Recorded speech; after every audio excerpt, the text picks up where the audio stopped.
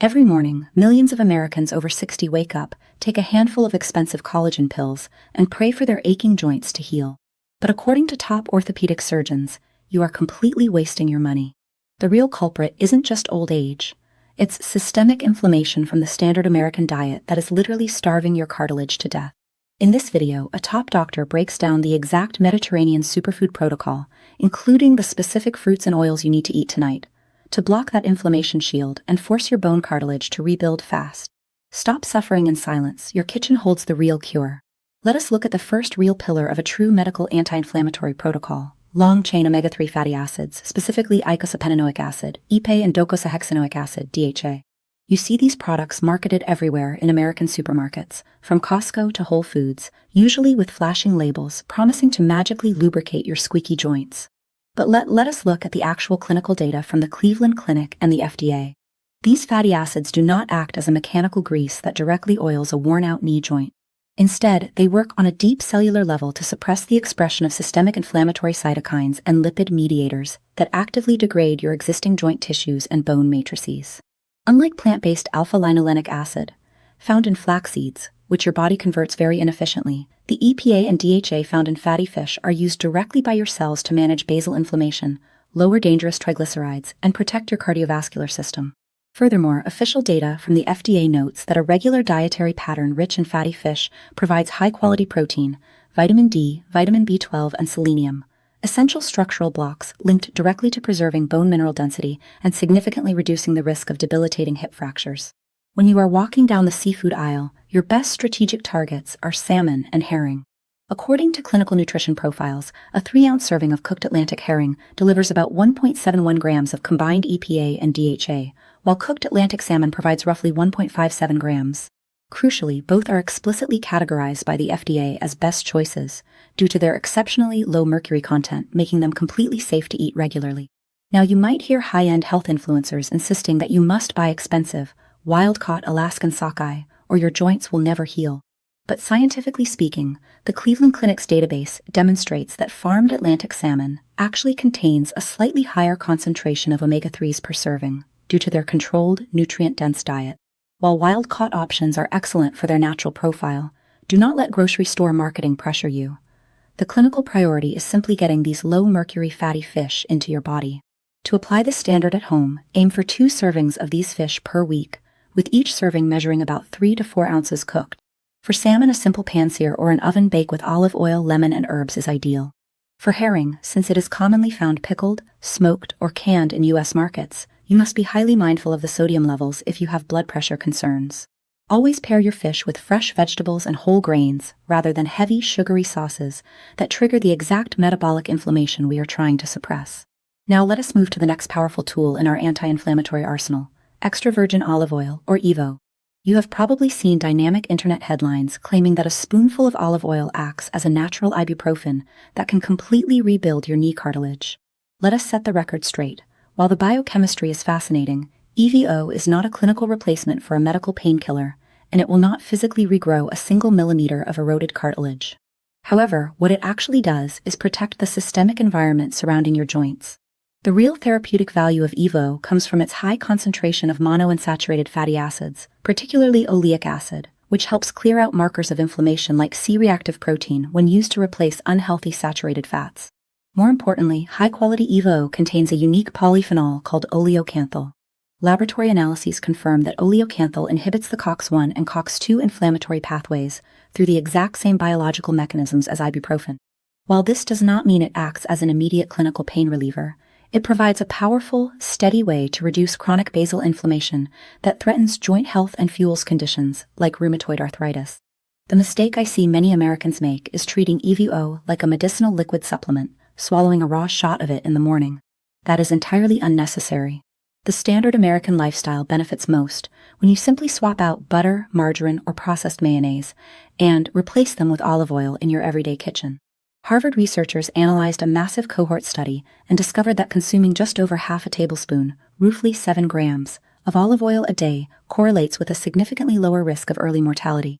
Use it exactly how Harvard nutritionists recommend: as a vibrant salad dressing, a clean dip for whole grain bread, or a finishing oil drizzled over warm soups or roasted vegetables.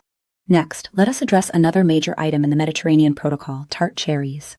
Once again, do not believe the internet clickbait claiming that Tart cherries are a miracle cartilage rebuilder. The real clinical strength of Tart cherries lies in a very specific, painful arena, managing uric acid and protecting you from gout. Robust data indicates that the active compounds in Tart cherries can reliably lower serum urate levels and decrease systemic inflammation in small clinical models. Observational studies even show a significant association with a reduced risk of recurrent agonizing gout attacks. If you want to protect your joints, anchor Tart cherries firmly to uric acid control rather than vague promises of cartilage repair. A small controlled serving of unsweetened Tart cherry juice or whole cherries is an excellent evidence-based addition to your evening routine. Next, we must talk about strengthening the structural scaffolding directly surrounding your joints, your muscles. If the skeletal muscles supporting your knees, hips, and spine are weak, your joints are forced to absorb 100% of the everyday mechanical impact, drastically accelerating wear and tear. This is exactly where dietary protein comes into play. But to keep our approach strictly evidence-based, let us immediately drop the commercial marketing buzzword clean protein and use the scientifically accurate terminology, plant protein from legumes and soy foods. Many people completely overlook legumes because they view them merely as a source of carbohydrates, or they choose to rely entirely on expensive pills instead. This is a significant mistake in a joint preservation protocol. According to clinical data from the Cleveland Clinic, just a half-cup serving of cooked lentils provides an impressive 12 grams of protein and 9 grams of dietary fiber.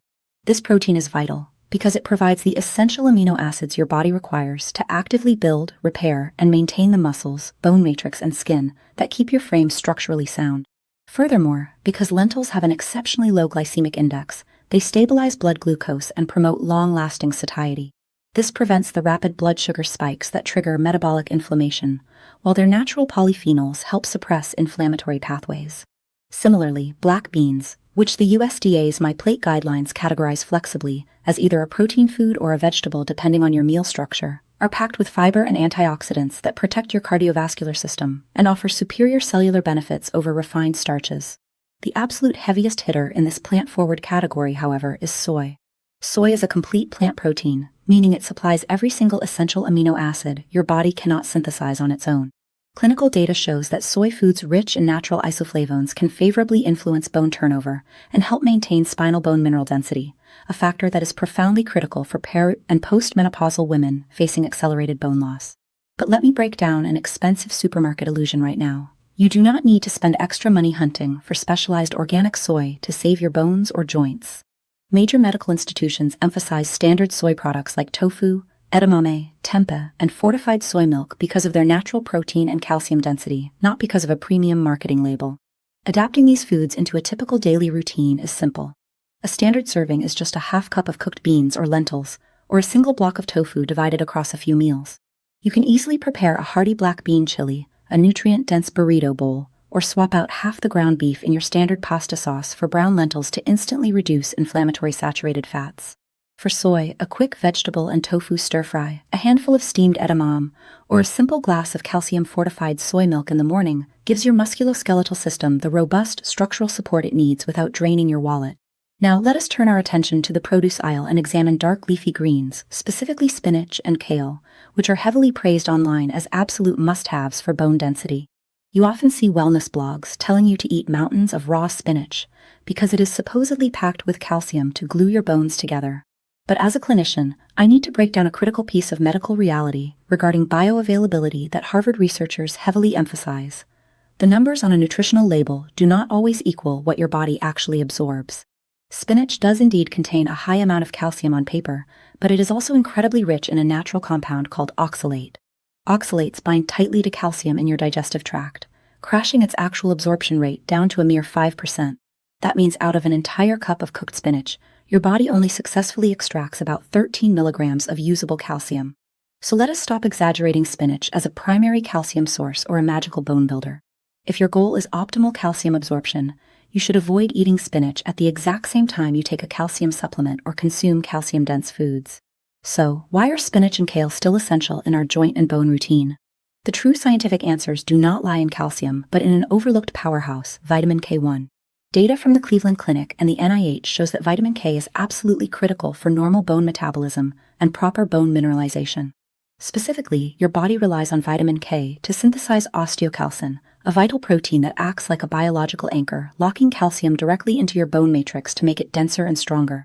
Population data shows that individuals who consume high amounts of vitamin K-rich greens consistently maintain stronger bone structures and experience a significantly lower risk of debilitating hip fractures. To make this practical at home using standard American dietary habits, you must understand a simple rule of human biology. Vitamin K is a fat-soluble nutrient. If you simply juice these greens or eat them completely dry, your body cannot absorb the vitamin effectively. The optimal clinical approach is to prepare a vibrant spinach and kale salad and toss it with a healthy fat, like the extra virgin olive oil we discussed earlier. This combination immediately maximizes your body's ability to pull the vitamin K out of the leaves and put it to work inside your skeletal system. However, we must address a critical safety warning regarding dark leafy greens. If you are currently prescribed warfarin or any other traditional blood thinners, the Cleveland Clinic explicitly warns that you must not suddenly spike or radically drop your intake of vitamin K. Rapid changes in your daily green consumption can directly interfere with your medication's efficacy and destabilize your blood clotting times. Keep your portions highly consistent, listen to your body, and always discuss major dietary shifts with your managing physician. Now that we have established what to put into your body to protect your musculoskeletal system, we must look directly at what you need to aggressively cut out. The commercial food industry spends billions of dollars advertising processed products that are actively fueling a state of chronic, low-grade metabolic inflammation in your system. Let us break down the real enemies, the inflammatory triggers that are sabotaging your bone density and joint comfort. The first critical category we must address is red meat and organ meats, such as beef, pork, liver, and kidneys.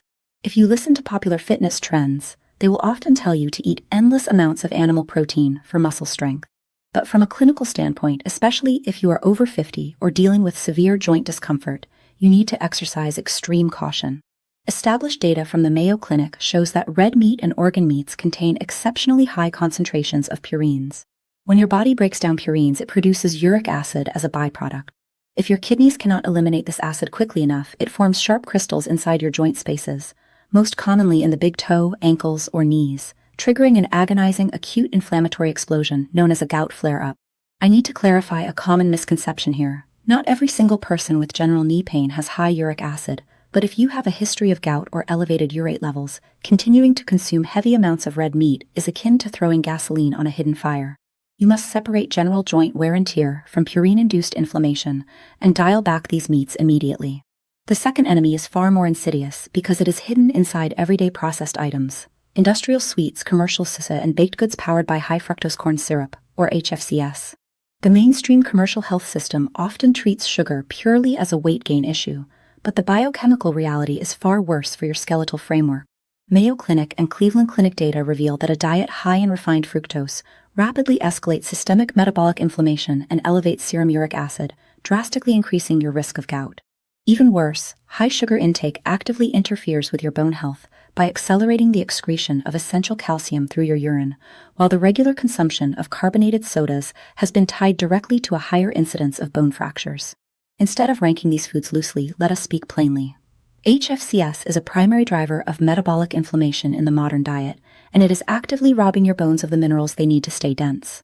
Finally, let us address whole dairy products, like full-fat milk and heavy creams. There is a massive trend online telling you to completely demonize dairy, claiming it destroys your joints. That is simply bad science. The Cleveland Clinic and the Bone Health and Osteoporosis Foundation view dairy as a highly beneficial group for bone health because it remains a reliable source of calcium and vitamin D. The real issue isn't dairy itself. It is the excess saturated fat and calories that come with whole dairy, which can worsen metabolic stress if you are overweight. Do not completely ban dairy from your life out of fear. Instead, optimize your intake by prioritizing low-fat options or calcium-fortified plant milks depending on your digestion and caloric needs. Stop chasing extreme elimination diets and start making precise, science-backed adjustments. To transition successfully, let us consolidate all of this into a highly practical, stress-free daily routine that you can start tonight. When you visit your local grocery store, whether it is Costco or Whole Foods, you do not need to look for exotic, overpriced supplements or branded joint rebuilding elixirs. Your shopping list is incredibly straightforward. Pick up a low-mercury fatty fish like salmon or herring for your bi-weekly meals to keep systemic inflammation at bay. Grab a high-quality bottle of extra virgin olive oil to replace your cooking butter and margarine. Stock up on versatile plant proteins like lentils, black beans, and unsweetened calcium-fortified soy milk to feed your muscles and support bone turnover safely. And finally, load your cart with kale, spinach, and a bottle of pure Tart cherry juice to anchor your evening anti-inflammatory defenses. Remember, managing your joint comfort, keeping your bones strong, and reducing your gout risks is not about achieving perfection or forcing yourself into an extreme restrictive lifestyle. It is about making conscious, science-backed choices day after day. Your body is incredibly resilient, but it requires the right foundational blocks to protect itself. Do not allow misleading commercial advertisements to make you feel powerless, and do not waste your hard-earned money on rapid miracle pills that do nothing to address the root cause of chronic inflammation. You are fully in control of your health, and the transformation starts right inside your kitchen. If this evidence-based breakdown helped clarify how to truly protect your musculoskeletal framework, please save this video so you can refer back to this protocol during your next grocery trip. Consistency is always your greatest asset. Share this with a loved one who might be struggling with joint stiffness and subscribe to Dr. Sophia for more honest, direct medical guidance. Stay proactive, listen to your body, and I will see you in our next routine.